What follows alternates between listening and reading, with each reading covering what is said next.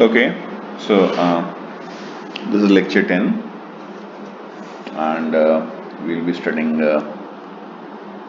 linear operators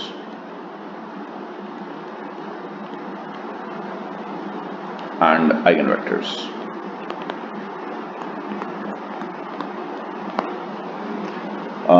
Now, let's consider a linear transformation from the vector space to itself.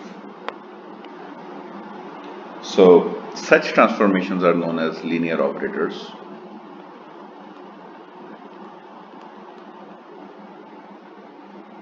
And it is nothing but left multiplication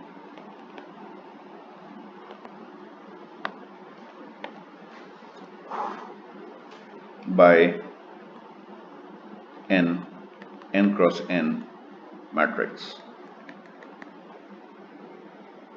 So consider for an example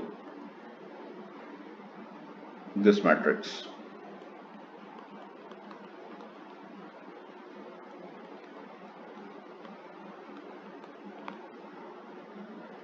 So what does it do? So this is a rotation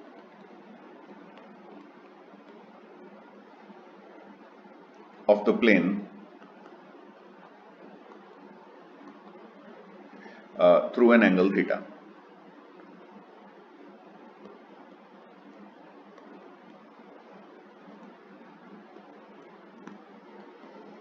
It's easy to check. Let's consider the coordinates, the polar coordinates of a vector. This is x, this is y. So the coordinate matrix or the column vector is nothing but r cosine theta, r sine theta.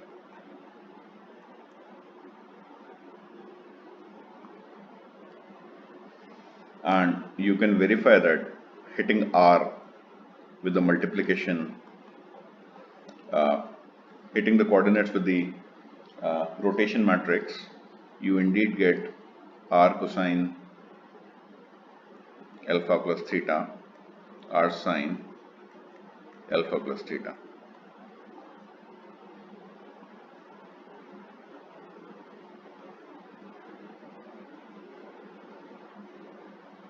So the linear transformations we have considered were taking vectors or mapping them from one vector space to another. Now we have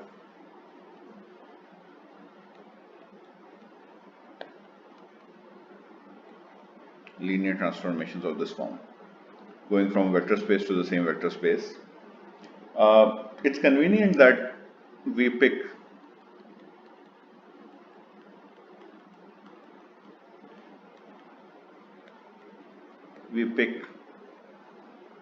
only one basis.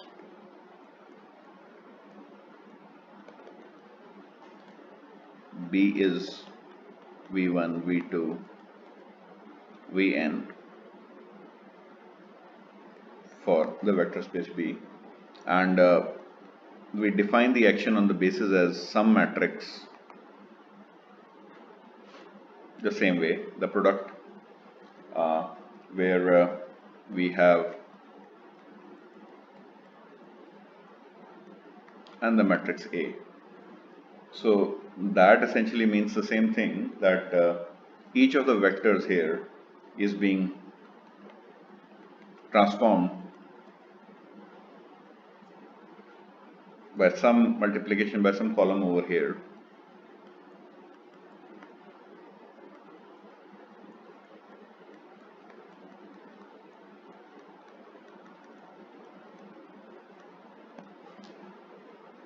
So I'll call A the matrix of the linear transformation, or in this case the matrix of the linear operator.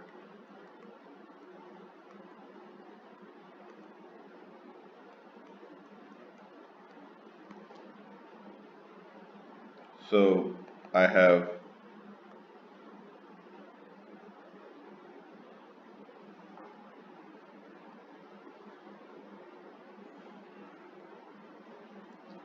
remember how did we do that?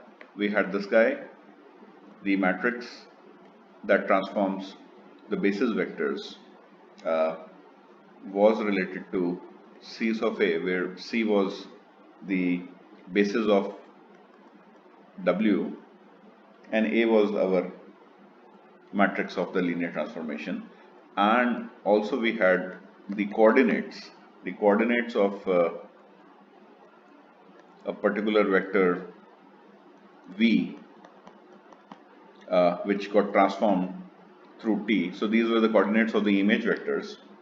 And now what do we have? We have the same basis, since we have only one basis transforming or mapping vectors from the same vector space to itself. So we have B's of A and the coordinates transform again through this vectors. So how does the basis change look like? So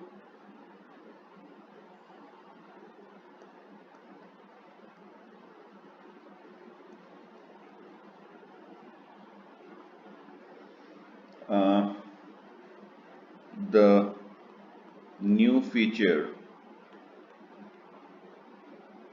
that arises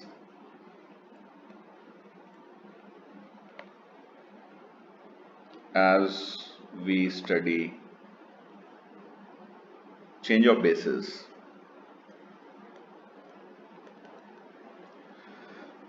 on V. So suppose you have a new basis B prime. So this is the new basis and I just label it by V1 prime, V2 prime, Vn prime. A prime equals to P, A, P inverse. Remember, in that case, the matrices P and Q were different because we had two bases for the vector space, so on and so forth.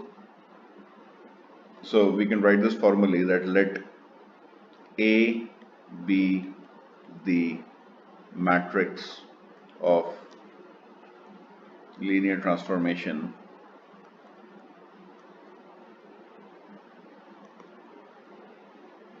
A prime, which represents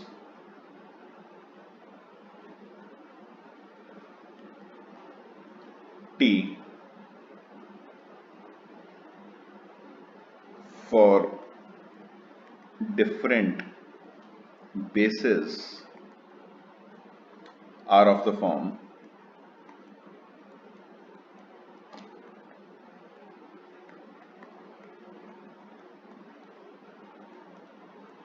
these guys for various P. P of course has to be invertible, so on and so forth. So we say two matrices related through this sort of a thing. We say A is similar to A prime if of course they are related by this particular form.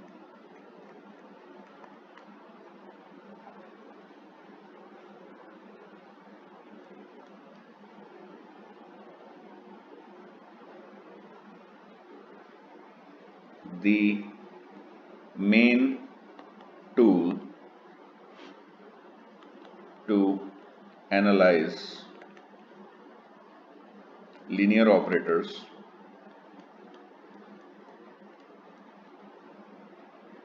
is concepts of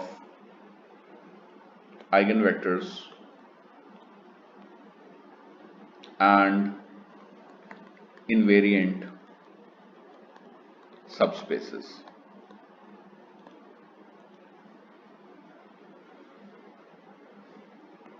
So now we are going to study eigenvectors, for example, and eigenvectors of a linear operator, and this is the notion, the crucial notion is the notion of invariant subspaces. So what is an invariant subspace?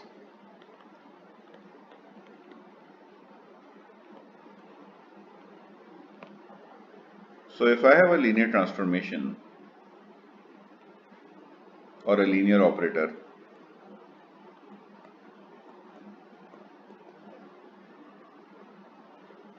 on a vector space,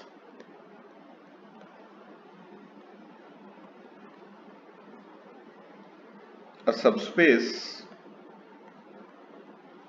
W of V is called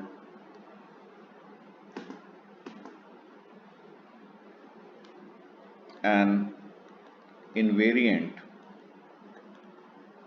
subspace or a T invariant subspace if it is carried to itself by the operator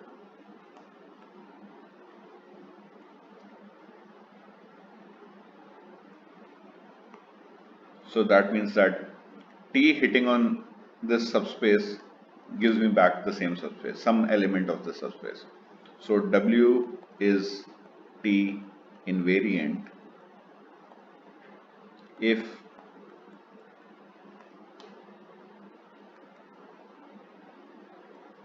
for all. So any vector already in W goes back to W. So that's an invariant subspace.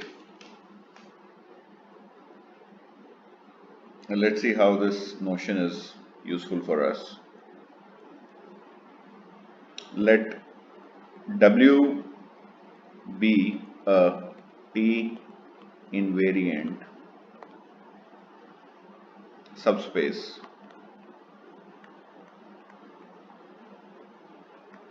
and let us choose a basis B of V by appending some vectors to a basis.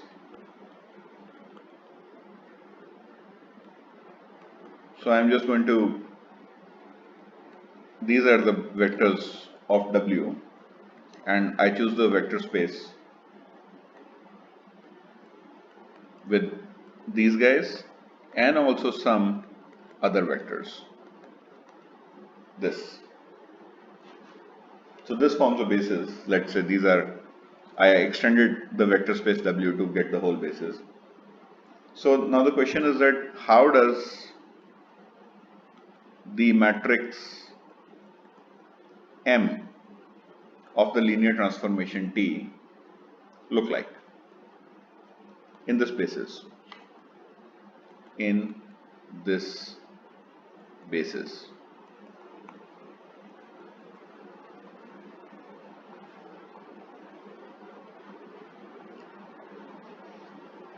Well, you can do this by inspection. So you already know that the columns of this matrix M are coordinate vectors of the image vectors.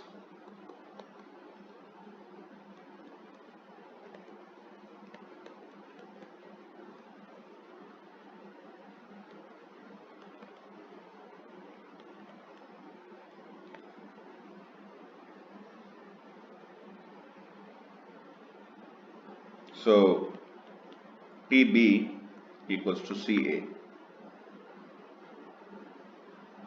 coordinate vectors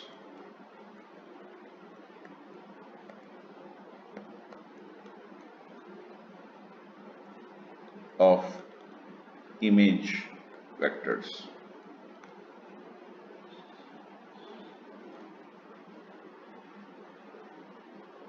So how would it look like? So M, if you look at it, M is A, B, 0, D. If you think about it, where A is your a block diagonal, or A is a K cross K matrix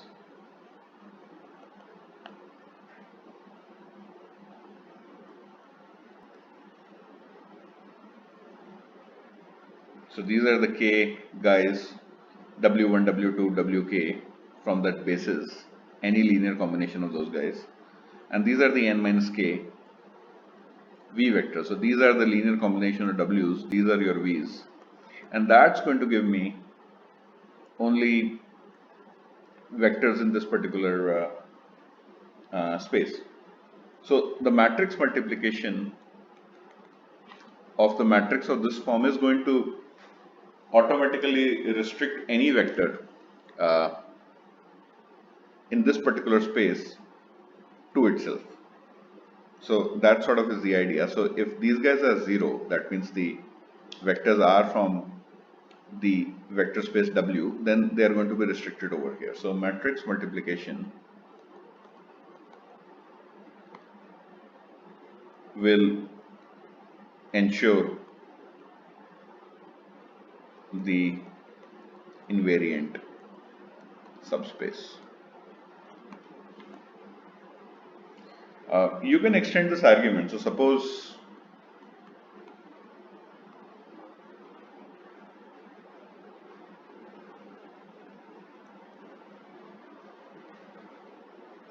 V is a direct sum, is the direct sum of two T invariant subspaces, and B sub I, let B sub I be the basis for W sub I, these guys. Then we can make a basis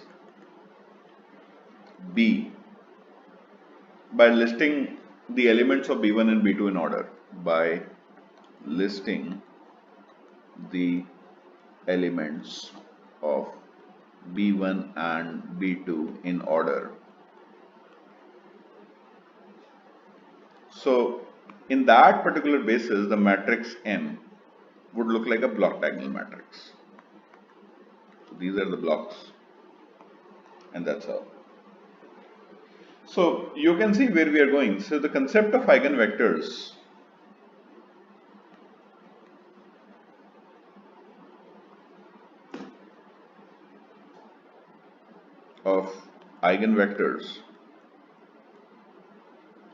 is related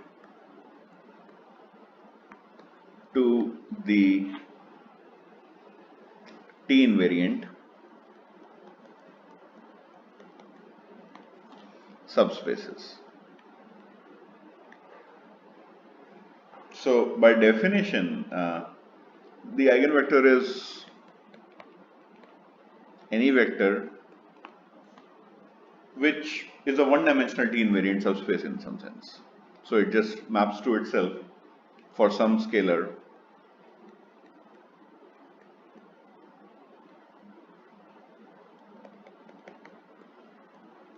element of the field, which is known as the eigenvalue. So for example, I have a matrix and which has an eigenvector, this guy.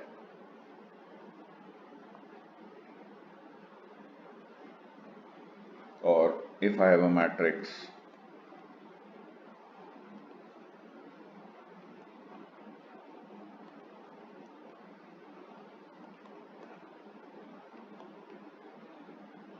it has an eigenvector is an eigenvector with eigenvalue 2.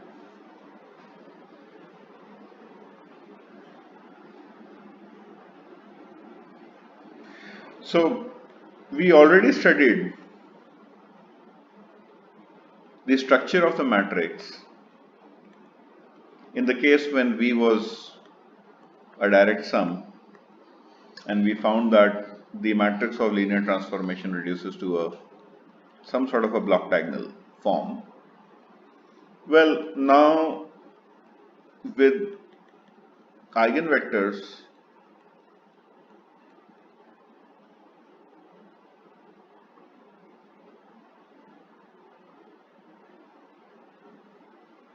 as invariant subspaces,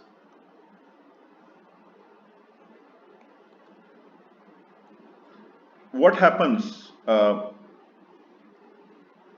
what happens to the structure of this matrix? So, well, let's say let the bases be eigenvectors themselves.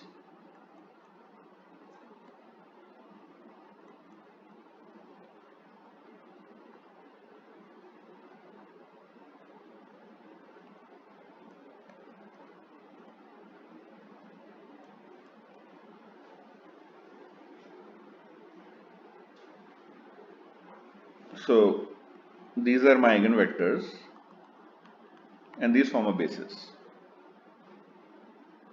So, in this basis, if you look at it,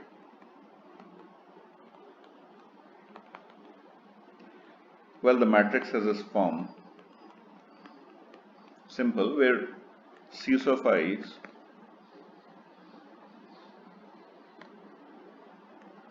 are the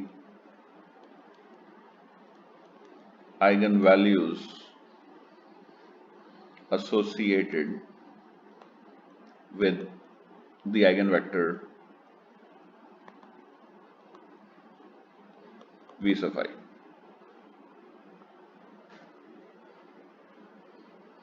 So the matrix looks diagonal in the basis of the eigenvectors, and similar matrices, remember we call matrices similar when they are related just by a change of basis. Similar matrices have same eigenvalues. And why, you may ask? Well, they represent the same linear transformation. They represent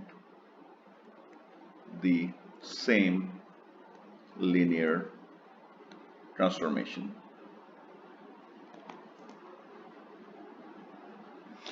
So, okay, so this was our story of eigenvectors and we are going to deal it in. But there are two things which are on the last page of this particular section, which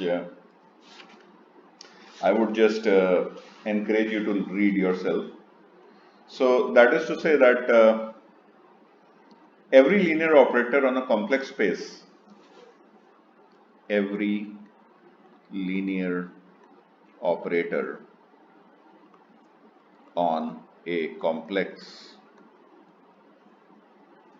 vector space has at least one eigenvector. One eigenvector. We are going to show this, but just think about it. So one of the properties, so this was for any complex, and there was one more thing about positive matrices, real matrices with positive entries.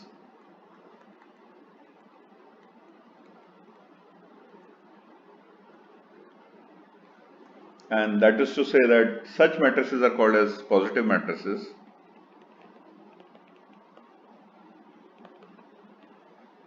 And the idea is that it can be shown that they always have an eigenvector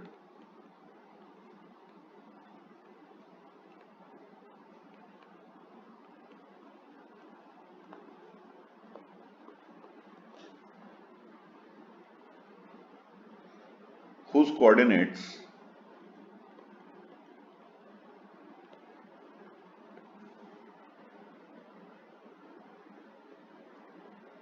are positive.